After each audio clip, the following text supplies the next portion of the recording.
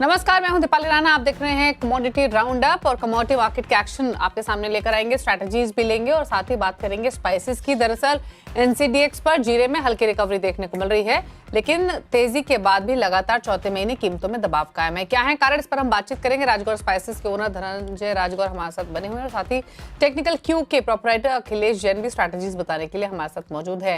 लेकिन पहले बात स्पाइसेस की कर लेते हैं और स्पाइसेस में पूरे में ही एक्शन देखने को मिल रहा है। शुरुआत करते हैं जीरे के साथ, स्पेशली जहां पर एक मोमेंटम तेजी का बनते हुए दिखाई दिया है। फंडामेंटल साइड पे क्या हो रहा है उसको जानने की कोशिश करते हैं। हालांकि जो ये तेजी आई है, रिपोर्ट्स ये है कि एक्सपोर्ट्स सपोर्ट कर रहे हैं, जिसके बाद ये हालात बनते हुए दिखाई दिए हैं। लेकिन धनंजय जी नमस्कार, पहले तो बताएंगे कि जो रिकवरी देखने को मिली है, 20,000 के पास भाव कारोबार कर रहे हैं, क्या कारण है इसके पीछे?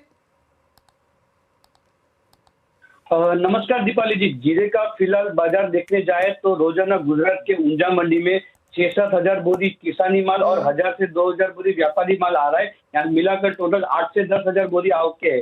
सामने डिमांड भी उतनी है। जीरे का क्रॉप साल में एक ही बार आता है। अभी ऑलरेडी जीरे का नया क्रॉप आने को 6 महीने हो गए और अभी 6 महीने निकालने बाकी है। देखने जाए तो लोकल डिमांड अभी भी 2 महीने कम थी, लेकिन अभी जो फेस्टिवल की ग्राहकी और प्लस बड़ी कंपनियों की ग्राहकी फिर से आने वाले हैं 15 दिनों के अंदर, वो हिसाब से मार्केट में अच्छा सपोर्ट मिलेगा। कोई भी मार्केट डिमांड एंड सप्लाई के ऊपर ही चलती है। जीरा में हमने लगातार देखा होगा कि मार्केट थोड़ा बढ़ता है, फिर से जहां था वहां आ जाता है। उसका मेन रीजन है हमारे क्रॉप में डिमांड से ज्यादा सप्लाई है। तो इसलिए जीरे की अगर डिमांड बढ़ेगी तो ही जीरे में जोरदार तेजी आ सकती है। अच्छा, एक चीज और बताइए, अभी रिटेल बाइंग किस तरीके की हो रही है? डिमांड कंसर्न्स तो हैं ही, और जो एक्सपोर्ट्स हैं वो कैसे दिखाई दे रहे हैं? क्योंकि रिपोर्ट्स ये भी थी कि एक्सपोर्ट डिमांड थोड़ी सी सपोर्ट करती हुई दिखाई देगी, क्योंकि जो की प्रोड्यूसिंग बाकी कंट्रीज है, जिसमें सीरिया है, टर्की है, अफगानिस्तान है, वहां पर सप्लाईज डिसरप्ट हुई हैं, तो एक्सपोर्ट अपॉर्चुनिटीज दिखाई दे रही हैं। क्या ये वाकई में सही है? कैसे एक्सपोर्ट स्थिति है फिलहाल और क्या एंटिसिपेटेड है? दीपाली जी, लास्ट मंथ जून में हमने देखा कि एक्सपोर्ट जीरे का थोड़ा काफी अच्छा था, काफी अच्छे सौदे हुए। लेकिन मार्केट में अगर हम देखें कि जीरे के अंदर अगर मार्केट को बढ़ाना होगा तो डिमांड उसको लेके आनी पड़ेगी। लेकिन बट 10-15 दिन अपना प्रति किलो के पीछे अपना फिलहाल यूपी, एमपी और पंजाब की डिमांड अच्छी है।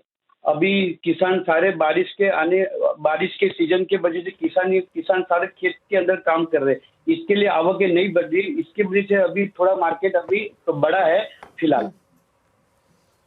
अच्छा धनंजय जी, रिपोर्ट्स तो ये भी हैं कि किसानों के पास भी माल अभी काफी पड़ा हुआ है, इसीलिए आगे जाते हुए जो कैरी फॉरवर्ड स्टॉक रहेगा वो भी काफी ज्यादा रहने की पॉसिबिलिटी है। तो सप्लाई तो काफी ज्यादा दिखाई दे रही है। क्या एग्जैक्ट नंबर्स हैं अगर आपके पास हो तो? मनीषा जी, दीपाली जी, इसमें ऐसा है कि नया जीरा की बिजाई शुरू होगी अक्टूबर दिवाली के बाद होगी और दिवाली को आने में अभी फिलहाल 3 महीने बाकी है। हमने देखा कि अगर 3 महीने में एक्चुअली इस साल क्या हुआ कि बारिश 1 महीने थोड़ी जल्दी आ गई, वो हिसाब से ग्राहकी थोड़ी डिस्टर्ब हो गई है। लेकिन एफएमजीसी सारी कंपनियां और लोकल अभी फेस्टिवल आएंगे तो डिमांड ऑटोमेटिक बढ़ने वाली है। लेकिन हम देखें तो हर साल क्या हो रहा है कि हम लगातार 2-3 साल से हम देख रहे हैं कि सप्लाई ज्यादा है और डिमांड कम है, तो उसके लिए जीरा बढ़ नहीं रहा है। जहाँ जीरा टेम्पररी जीरा बढ़ रहा है कि कभी बारिश आ गया, कुछ अचानक से आवकें कम हो गई तो जीरा बढ़ जाता है, फिर जीरा जहां था वही वापस आके रुक जाता है। तो अगर जीरे को कंटिन्यू अगर बढ़ाना होगा तो सामने हमें थोड़ा ना कुछ नया कुछ शोध करना पड़ेगा या कंजप्शन जीरे की बढ़ानी पड़ेगी। मैं दर्शकों से कहना चाहता हूँ कि हफ्ते में 3 दिन जीरा राइस आवे तो जीरे में ऑटोमेटिक डिमांड आवे और जीरा वापस बढ़ना शुरू हो जाए। भाव को लेकर क्या राय है आपके आगे जाते हुए? देखो, अभी फिलहाल जो मार्केट चल रही है उसमें घटने की संभावना सिर्फ किलो में 5 रुपए की है, ज्यादा नहीं लग रही है, क्योंकि ऑलरेडी जीरा अपने लोएस्ट रेट पर ही चल रहा है। और अगर हम देखें कि अचानक से डिमांड ज्यादा आ जाती है तो उसमें बढ़ने की संभावना किलो के पीछे 10 से 15 रुपए है, इससे ज्यादा नहीं लग रही है। लेकिन 3 महीने के बाद वापस बिजाई शुरू होगी, फिर कैसे किसान अपना बिजाई शुरू करता है, ज्यादा हो रहा है नहीं हो रहा है, क्रॉप का साइज कैसा है, उसके ऊपर आने वाले 3 महीने के बाद नक्की होगा। फिलहाल अभी 5 रुपया मंदी है और तेजी में 10 से 15 लग रही है। ओके, चलिए शुक्रिया आपका आने के लिए शो में और इस खबर पर बातचीत करने के लिए। अखिलेश भी हमारे साथ बने हुए हैं, उनसे भी लेंगे स्ट्रैटेजीज, लेकिन एक छोटे से ब्रेक के बाद जल्द वापस आते हैं।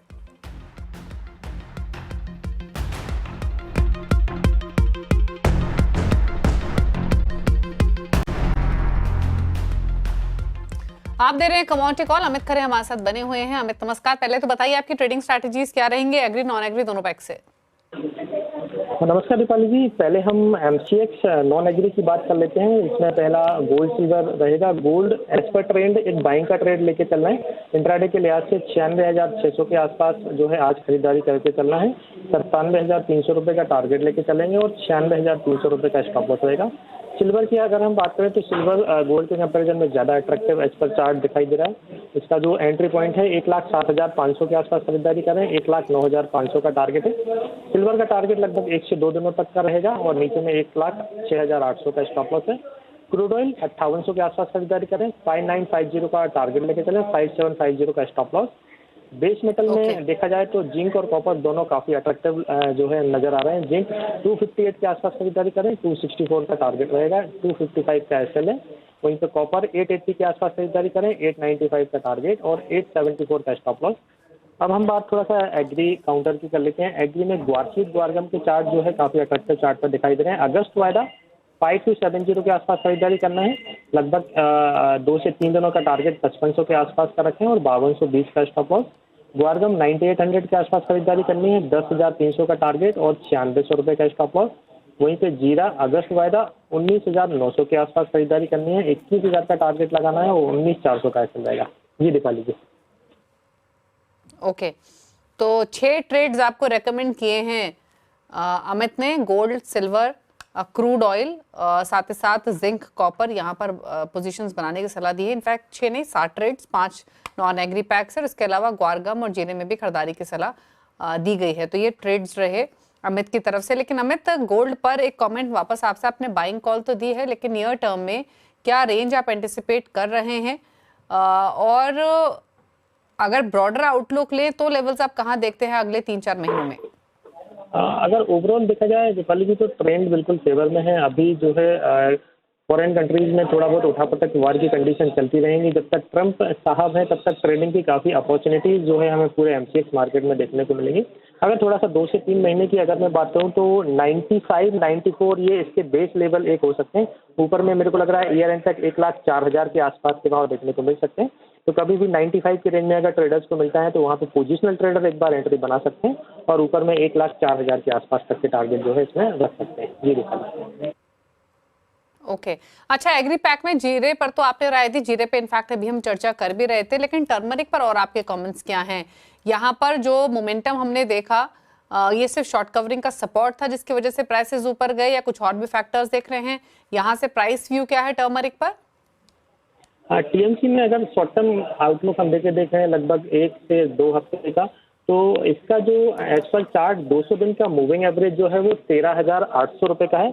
प्राइसेस जब तक 13,800 के नीचे हैं तब तक इसमें एक नेगेटिव ट्रेंड बना रहेगा। प्राइस तभी स्ट्रॉन्ग होंगे जब लगभग 13,800 के ऊपर मार्केट बंद होता है। तो जो शॉर्ट टर्म के ट्रेडर हैं वो 13,800 के लेवल का खासतौर से ध्यान रखें। अगर प्राइस इसके ऊपर निकलते हैं तो हमको बाइंग साइड में जाना है। अदरवाइज ये नीचे में वापस फिर से 12,900 12,200 के लेवल जो है दिखाई देंगे, जो कि एक पोजिशनल के डिमांड जोन रहेंगे। तो ओवरऑल देखा जाए तो अभी 13,800 और नीचे में 12,200 इन लेवल्स का जो है खासतौर से ध्यान ट्रेडर्स को रखना चाहिए। ओके, अच्छा, एक राय आपके कॉटन सीड ऑयल केक पर भी। यहाँ डेफिनेटली जो रेंज है वो ऊपर की तरफ तो शिफ्ट हुई है। प्राइसेस मजबूत हुए, वापस थोड़ा हल्के हुए अब अपने हायर लेवल्स बनाने के बाद। अब यहाँ से प्राइसेस और नीचे आने की प्रोबेबिलिटी दिख रही है, यही सपोर्ट बनाकर वापस तेजी के लिए तैयार कर रहे हैं। क्या आउटलुक है प्राइसेस पर कॉटन सीड ऑयल केक? बिल्कुल, कुकुड की अगर हम बात करें तो कुकुड लगभग 6 से 8 महीने के हाई पर जो है टेस्ट किया था। पूरे एनसीडीएक्स में सिर्फ यही एक काउंटर है जो लगभग 8 महीने के हाई का जो है टेस्ट किया था। अदरवाइज सारे आइटम में मुनाफा वसूली देखने को मिली। तो सबसे स्ट्रॉन्ग काउंटर में अगर एग्री का बोलूँ तो कुकुड है। और अगस्त वायदे की मैं बात करूँ तो अभी 3186 के आसपास है। तो यहाँ से लेकर नीचे में 3150 3130 के रेंज में कहीं पे भी खरीदारी की जा सकती है। नीचे में 3,070 रुपये का स्टॉप लॉस लगाकर मेरे को लग रहा है शॉर्ट टर्म में 3300 रुपये के आसपास के भाव जो है इसमें देखने को मिल सकते हैं। ओके, अच्छा, ये ग्वार पैक पर आपने ग्वारगम पर तो राय दी। ग्वार सीड ग्वारगम दोनों में ही सिमिलर व्यू रहेगा जो आपने अभी रेकमेंड किया, या कोई और सजेशन है? बिल्कुल, ओवरऑल देखा जाए तो अगर ये जो मैंने ट्रेड डिस्कस किए ये ट्रेडिंग के लिहाज से हैं, बट मेरे को लग रहा है इस साल ग्वारशीट ग्वारगम में एक बड़ा मोमेंटम ऊपर के साइड का भी देखने को मिल सकता है। अगर मैं 2 से 3 महीने की रेंज की इसकी मैं बात करूँ, तो ग्वारशीट जो अगस्त वाला अभी 5300 के आसपास का है, इसमें अगर मैं बॉटम लेके चलूँ तो 5200 और 5100 ये इसके बेस प्राइस हो सकते हैं। और यहाँ से जब मोमेंटम स्टार्ट होगा तो 5800 और ऊपर में 6100 के भाव भी जो है ग्वारशीट में मेरे को लग रहा है 2 से 3 महीने में देखने को मिलेंगे। वहीं तो ग्वारगम की अगर मैं बात करूं तो जो है अगस्त वायदा अभी 98-99 की रेंज में चल रहा है। इसका बेस प्राइस मेरे को लग रहा है 95 के आसपास तक हो सकता है। पर प्राइसेस अगर यहाँ से मोमेंटम जो है अपसाइड कर लेते हैं तो 11,500 के भाव भी ग्वारगम में मेरे को लग रहा है अगस्त सितंबर तक में देखने को मिल सकते हैं। जी देखिए। ओके, चलिए, तो ये बात हुई ग्वार की, जहां पर स्लाइटली ब्रॉडर आउटलुक आपको मिला है, लेकिन स्ट्रैटेजीज खरीदारी की तरफ ही ज्यादातर रही हैं आज के कारोबार में। साथ ही अगर हम एनर्जी बास्केट की बात करें तो एनर्जी बास्केट में क्रूड पर तो राय आपको मिली, लेकिन रिकवरी वापस से लोअर लेवल से नेचुरल गैस में भी दिखाई दे रही है। 1.1% ऊपर प्राइसेस कारोबार कर रहे हैं।